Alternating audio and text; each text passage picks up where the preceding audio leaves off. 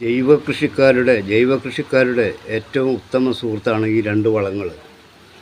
ഒന്ന് മുട്ടത്തോട് പൊടിച്ചതും ഒന്ന് ഉള്ളിത്തോല് പൊടിച്ചതും. ഉള്ളിത്തോല് പൊടി കനം കുറവായതുകൊണ്ട് ഇത് ഒരുപാടുണ്ടാകും.